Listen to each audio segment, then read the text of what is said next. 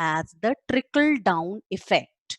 Trickle down effect means that flow down, right? Like I take the example, if in agriculture sector, right, we introduce the green revolution. Now, green revolution, you all know, was the introduction of HYV seeds. Now, we have also seen the result of the introduction of HYV seeds, right? Now, when we adopted HYV seeds in agriculture sector, the effect observed was that there were the effect observed was that the production in agriculture sector increased many of folds. Now, what was its effect? Agriculture sector, we registered good harvest. So that means farmers working in these sectors earned good incomes. Now, a farmer, when he is getting more income, will demand more of the consumer goods, maybe cars, maybe televisions, maybe some goods that we need in our day-to-day life. So that means the demand for industrial goods will also increase because the demand of agriculture by the agricultural farmers has increased, right? So now with this, when there will be more demand of industrial goods, production in industries will also increase. Industrial workers will also prosper. They will also feel the result in terms of increased incomes.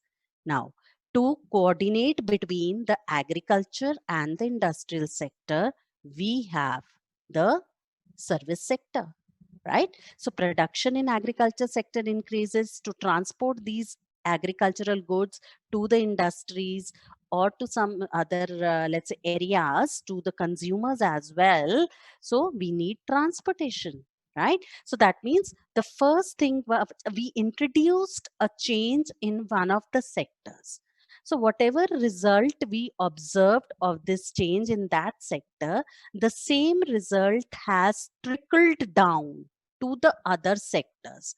With the introduction of HYV seeds, farmers' income increased. Similar effect was similar effect was recorded in the industrial sector. That means people working in people working in industries, right? So there also we observed their income increased.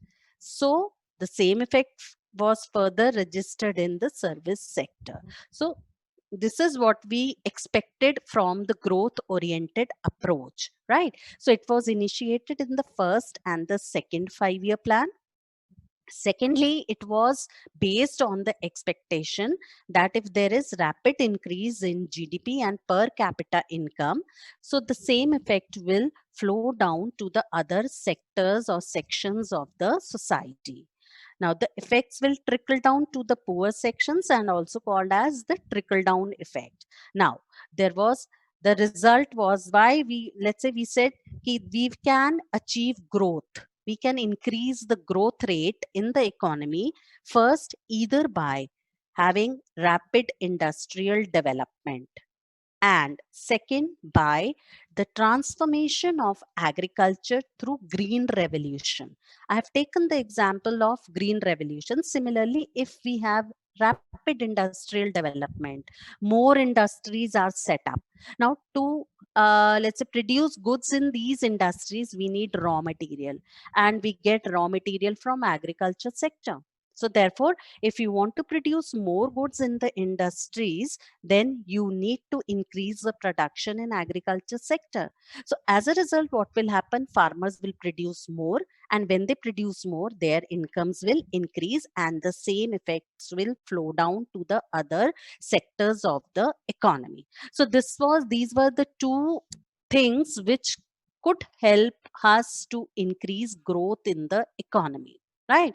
So rapid industrial development and transformation of agriculture through green revolution would benefit the underdeveloped regions and backward sections of the society. So this was what we know about growth oriented approach. Okay. Now, but this growth oriented approach proved not to be effective, right? We thought that it will bring in good results, but actually this did not happen. why this did not happen. First reason was that the population growth resulted in very low growth in per capita income. How? See, the population increased by a very fast rate, very fast speed, right? And side by side, there was a fall registered in per capita income. Why? Because per capita income, I said, is what? Total national income divided by total population.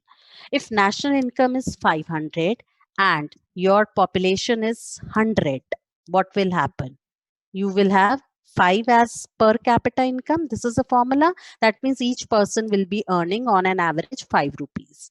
Now, let's change the figures now. If you have national income as 500 and the population is, instead of 100, now it has increased to 250, what will be the result? 2. That means now each person is earning 2 rupees. Earlier, each person was getting 5 rupees as his income. Now he is getting 2 rupees as his income. So this is what we mean to say by, if I say that population growth resulted in a very low growth in per capita income. Population increased at a faster rate than the increase in national income. So the result was that the per capita income was falling, right? It was very low, right? Now, second reason was that the Green Revolution intensified the disparities regionally and between small and large farmers. As we have studied that it was this technology, Green Revolution technology, was introduced in two phases, right? Phase 1 and phase 2. Mid 60s to mid 70s was phase 1, and then from mid 70s to mid 80s was phase 2.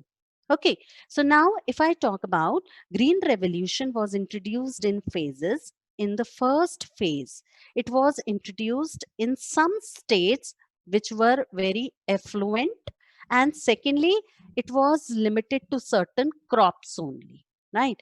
So because of this, what happened was that the gap between the rich and the small farmers increased. This was a very expensive technology, so it could not be afforded by the small farmers. So only large farmers, the big farmers, and the rich farmers used this technology and thus were in a position to increase their incomes. So the gap between the rich and the poor farmers increased because of the growth oriented approach.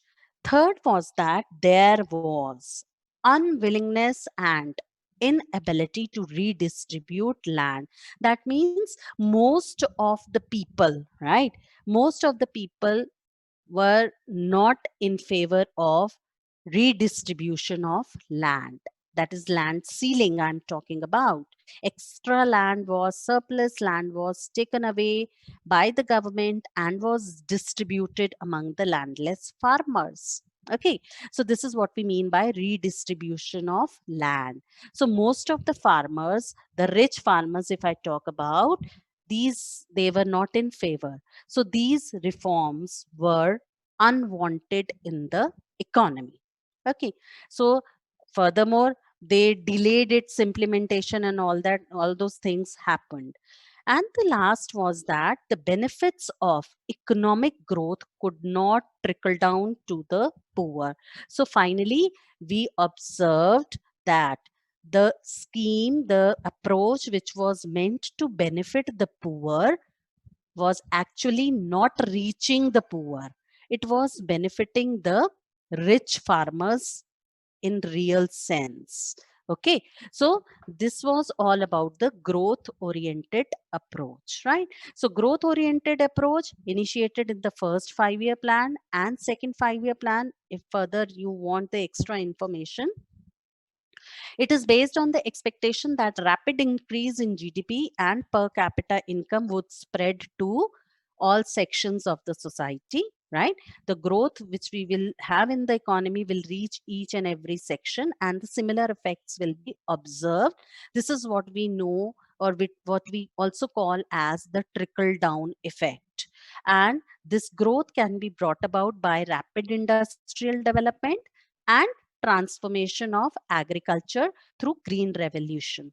But however, the results were not as we expected, because the population growth was higher than the growth of per capita income. Okay.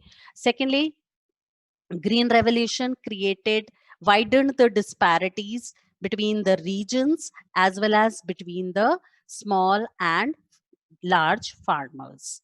And third main important was that the people were not interested, they didn't wanted these type of reforms, that is the redistribution of land.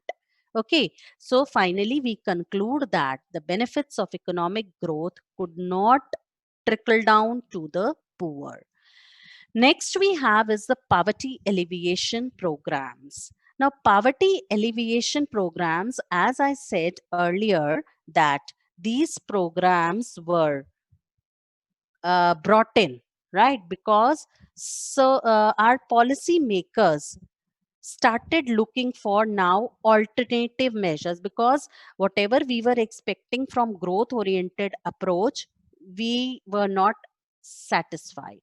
So they were looking for some alternative measures, and those alternative measures were like creation of additional assets in the economy. As I've told you, additional assets basically means that making roads, bridges, dams, like these things. Okay, so when we will undertake all these activities, this will show that, or this will employ people, and when people will get employment in these projects, their earnings will increase, right? So that was the main purpose of bringing in poverty alleviation programs. Okay, so now poverty alleviation programs were initiated in the third and fourth 5-year plan. They started from third 5-year plan and continued in the fourth 5-year plan as well. Okay, so let's take up the points. These are the specific programs launched with the view to offering greater economic opportunities to the poorer sections, especially in the rural areas. So whatever poverty alleviation programs we will be studying, these are the programs which are launched with the purpose to give good jobs, more jobs to the poorer sections of the society. And poorer, that is specially we are referring to rural areas, poor living in rural areas. They were meant for poor living in urban areas also, but main more of the focus was towards people living in the rural areas, that is the poor people living in rural areas. Second, this approach has been initiated from the third 5-year plan, as I said, because in the first and second plan, 5-year plan, we followed growth oriented approach. Now, this approach started in the third 5-year plan and continued in the fourth plan as well. Right now, under this approach, government has introduced a variety of programs and schemes for reduction of poverty. Now, the poverty alleviation programs in India. Now, these poverty alleviation programs can be divided into two parts. One is those programs which help to generate self employment, right? Second are those programs or the schemes which will generate wage employment. Now, what is the difference between self employment and wage employment? Self employment basically means that when you are not working under any other person, right? You are working for yourself. You have your own business. You are working in that business itself. That means you are not selling your services to some other person. You will be, in that case, called as self employed, right? Like if a doctor, he is having his own clinic, right? He has his own clinic, right? He is not selling his services in some hospital, in some dispensary, right? So in that case, he'll be called as self employed. Whereas wage employment means that when you are giving your services to some outsider, some outside party, and you are being paid by him. That is called as wage employment programs. So, poverty alleviation programs can be divided into two parts. One is the self employment programs, another is the wage employment programs. Now, let me first take up the self-employment programs. Now, self-employment programs are mainly of four types, right, which we have in our syllabus. First, rural employment generation program. In short, it is known as REGP. Second, Prime Minister's Rozgar Yojana, PMRY. Swarna Jayanti Shahri Rozgar Yojana, that is SJSRY. And the last, Swarna Jayanti Gram Swarozgar Yojana, which is SGSY. Okay, so these are the four. When I'm saying these are the four self-employment programs, right? That means everywhere we will be saying basically these schemes were initiated to generate self-employment. That is the one point you have common in all four, in all these 4 points, right? So one point what you can very conveniently write is this scheme basically helps to generate self-employment in the economy. Okay. Now, wage employment programs covers Sampurna Gramin Rozgar Yojana, National Food for Work Program, Mahatma Gandhi National Rural Employment Act, right? Which is also you people know by Manrega. Okay. So these are the basically the schemes. Now I'm just starting with the self-employment program. The first I have with me is the, what is that? Rural Employment Generation Program, REGP. Okay. Now, Rural Employment Generation Program, basically this scheme was started by government to create self-employment in urban areas, right? Those people who are not having employment and are living in urban areas, so these people can start their own business. So for that purpose this scheme was initiated by the government. Now, another important thing is that this scheme is implemented by Khadi and Village Industries Commission. Very important, right? Now, I hope you all know that when in Connaught Place, we have one outlet, big outlet with the name Khadi Gramodyog, right? So that is the one which is associated with it, which comes under Khadi and Village Industries Commission. Now, this type of commission, these type of industries promote labor intensive technology. Okay.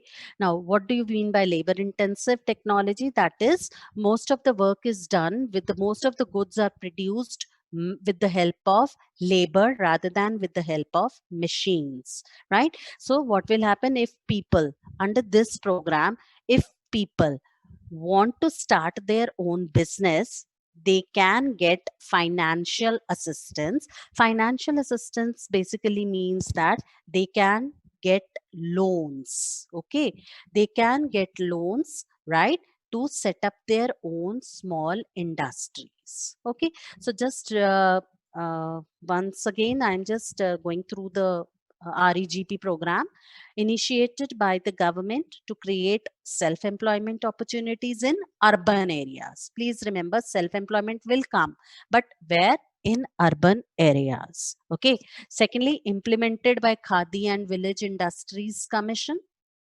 And third, financial help will be given to the people to set up small industries. 3 points needs to be covered here. Okay. Then after this, we have next scheme, that is the Prime Minister's Rozgar Yojana, right? Now, the Prime Minister's Rozgar Yojana basically was started for the educated unemployed. Educated unemployed means people who are educated, right? Elementary education, right? They have elementary education or more than that, they have the education, but they are not getting job. So those people are called as educated unemployed. Now, these people who are belonging to low income families, who are not rich, who are poor, below the poverty line in rural and urban areas, were given financial help. Financial help, please recollect what I said in the previous slide.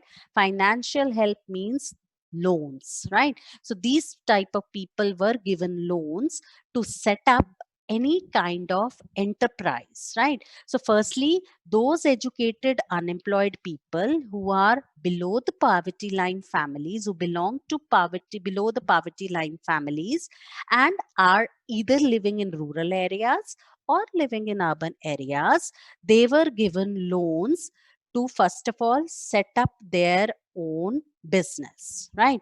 They can start their own work, and then in the later stages they can even employ people under themselves. Okay, so this is what I mean by the word generate employment. First they'll set up their own work or their business, and once it is established, then they can even further employ people under them, right? And thus they will generate employment for others also, right? Now, this scheme, under this scheme, that is PMRY, this scheme attempted to generate employment by setting up 7 lakh micro enterprises during the 8th plan. Now, what are micro enterprises? Now, micro enterprises are basically the small business employing less than 9 people. Okay. See, if in any business there are less than 9 people, right? And that business is not operating on a very large scale. Okay. So, such type of enterprises are called as micro enterprises. Another thing to remember here is that the investment limit in such type of enterprises does not exceed 25 lakhs. Okay, so I'm just repeating what I, because I'll be using this again and again. Micro enterprises. Now, micro enterprises are those small businesses or the small enterprises which are employing less than 9 people. Okay, second condition is that their investment limit in the form of assets, right? And assets can be your plant and machinery, right? So the investment limit does not exceeds 25 lakhs. Okay, so under this scheme PMRY, right, this scheme attempted to generate employment by setting up 7 lakh micro enterprises during the 8th plan, right? By 2003 and 4, 3 million people got employment under this scheme. So you can just see how much the employment was expanded, jobs were created under this scheme. With the help of this scheme, so many jobs were created, right? From 7 lakhs to 3 million, right? So that was the main purpose of initiating this scheme. Okay, then next we have third as the Swarna Jayanti Shahari Rozgar Yojana. Now, Swarna Jayanti, Shahari word, right? So that means basically we think that if we are saying Shahari, so Shahari will be for urban areas. See, every scheme will somewhere give you a clue, right? What it is going to be all about, what it will talk about. Okay, so Swarna Jayanti Shahari Rozgar Yojana, right? So this schemes aims at creating employment opportunities for both self-employment and wage employment in urban areas. Obviously, Shahari word has come, so it will be only for urban areas. But in urban areas, what type of employment? That is, I have underlined the word both. Both will now refer to self as well as wage employment, right? So people covered under this scheme will be able to take the opportunity, right, to set up their either to set up their own business, or even they can work under some other person, but both of these employments will be given in the urban areas. Okay. Secondly, this program seeks to provide gainful employment. Now, what is gainful employment? Now, gainful employment usually means that you are being provided with an adequate salary, right, for doing a certain amount of work, right? Means you are not being paid very less wages, right? Gainful means if you have done some work, you are being compensated with sufficient amount of money, with the required amount of money, or with the money as with the amount of money which is being set by the government.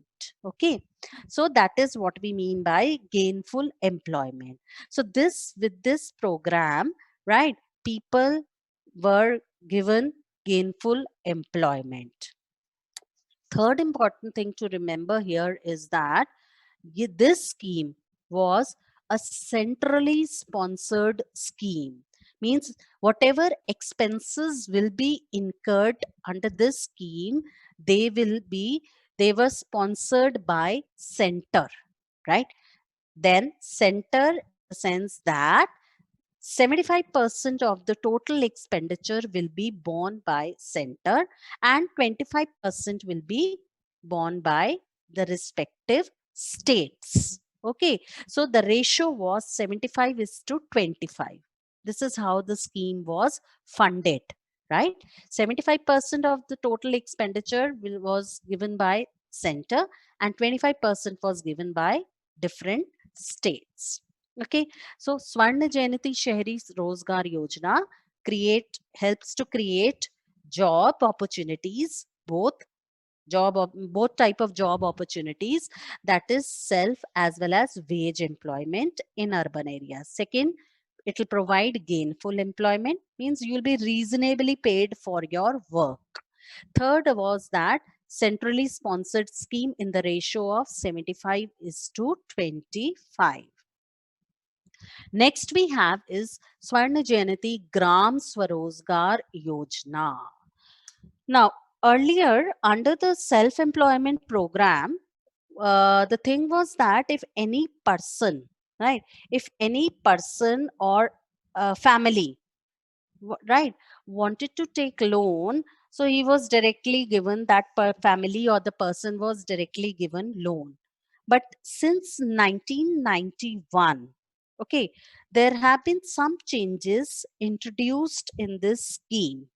Now, under the, let's say after 1991, the changes that were introduced were that now those who want to take financial help were encouraged to form self-help groups. I know you have heard of self-help groups, right? So that was the main change that was brought about, right? So that means before 1991, those who wanted to take loan or under that approach, right, those who wanted to seek financial assistance, the families or the individual persons were directly given loans. But after 1991, they were encouraged, right? They preferred that people formed self-help groups, and then they can take the financial help. Okay, so the first point under this was that it aims at promoting micro enterprises. I covered what are micro enterprises, right? Then by forming self-help groups. Now, people who wish to benefit from this scheme were encouraged to form self-help groups. Now, self-help group basically consists of around 10 to 15 people, right, who join together. Now, how does the self-help group works? right? That I have covered in the next point. Now these people are encouraged to save little amount of the money, right? Whatever income these people have, out of these income, whatever little amount of money they can save, these people are encouraged. They pool their money, they pool their savings, right? And then from these savings, they lend, first of all, they lend among themselves in the form of small loans. Okay. So these 10, 15 people who have pooled their savings, after making it a bigger amount, from this amount, they lend money to the persons who are a part of this group, right? But each one of them obviously will get a very little amount of loan, right? Now, as these people become regular in their savings, then they can take the financial, partial financial help from banks, right? So later on, even banks were there who will provide them the financial help, that is the loans. Loans were given to them, to these self-help groups by the banks. Okay. So now later, when they let's say got a bigger amount of money as their as loans, then these people, it is up to these people to decide whom the loan should be given, right? So it was their choice whether to give the loan within the group or to give the loans outside the groups. So that was all on these people. Now, this scheme was later on restructured as National Rural Livelihoods Mission, that is NRLM. In rural area, this scheme was named as National Rural Livelihoods Mission, and in urban areas, this same scheme, Swarna Jayanti Gram Swarozgar Yojana, was later on named as National Urban Livelihoods Mission, right? So this is what we have under this scheme. Now, in the on your right side, right, there are the stages of self-help groups, right? Thrift and credit, the first stage. Thrift means the savings, right? So first these groups save little amount and then they give loans to the people of this same group, that is okay. Then later on, when they become regular and they get help from banks as well, then they they are in a position to lend money to people outside the group. That is the second stage, social oriented. And finally, as they grow bigger in size, they can even set up micro enterprises. They can give loans to people to set up micro enterprises. Okay.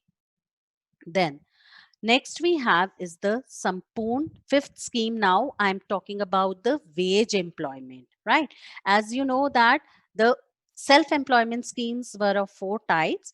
We have covered Rural Employment Generation Program, Prime Minister's Rozgar Yojana, and then we have covered Swarna Jayanti Shahri Rozgar Yojana, Swarna Jayanti Gram Swarozgar Yojana. We have covered these four schemes. So now I am going on to the Sampoorna Gramin Rozgar Yojana, right? And this was the scheme which is basically for generating wage employment. Now, wage employment will now mean that people are selling their services. Okay, people are selling their services and in return they are earning incomes.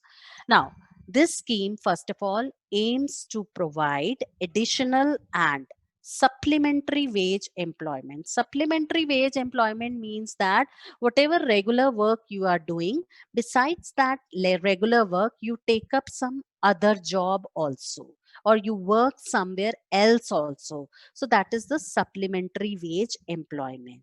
Okay.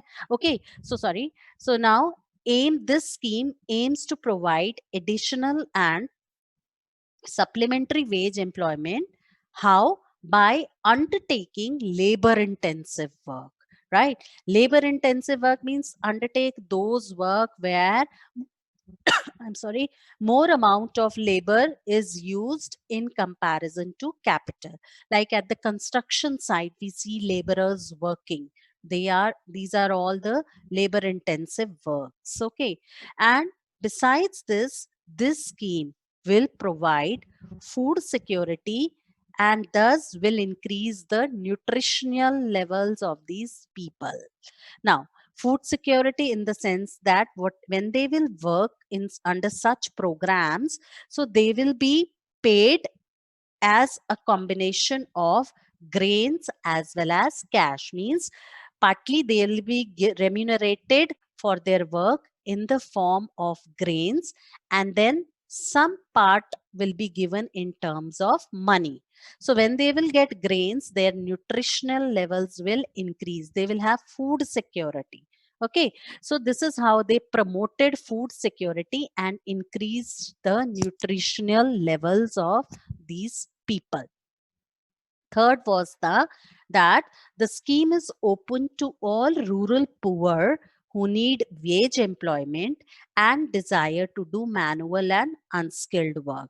So this scheme basically benefits those rural poor who want wage employment and plus are ready to do manual and unskilled work. Unskilled work basically means those type of work where certain professional training is not required. Okay, more of the physical work is there rather than the mental work. Okay, and to undertake these work or jobs, there is no need to have certain qualification. So such type of works are called as unskilled work. Okay, so Sampoorn Gramin Swarozgar Gramin Rozgar Yojana, right, aims to provide additional supplementary wage employment by undertaking labor intensive work, right? Then providing food security and increasing nutritional levels, the key points. Okay, key points of this scheme. Wages are paid as a combination of grains and cash. And third, this scheme is basically meant for those rural poor who need wage employment and desire to do manual and unskilled work. Next, we have Manrega, right? Now, Manrega, I don't think I'll be able to cover. So, before I just move on to Manrega, I want to just give you one question. The poverty alleviation programs I'm talking about. One of the Indian origin laureate won the recently has won the Nobel Prize.